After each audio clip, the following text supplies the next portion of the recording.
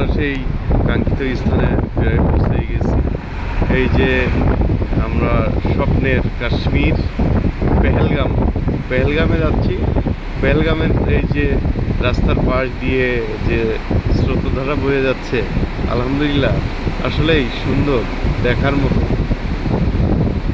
আর উপরে যে টিলাগুলো আছে সেগুলা হচ্ছে একবারে হচ্ছে মেঘের সাথে মিশে গেছে।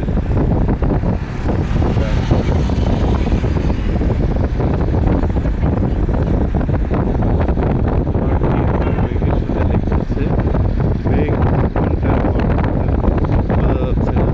আসলে নাইস প্লেস। আসলে এখানে না আসলে বোঝাই যেত না যে কত সুন্দর পৃথিবীটা, কত সুন্দর তৈরি করেছে আমাদের আল্লাহ সুবহানাহু ওয়া তাআলা।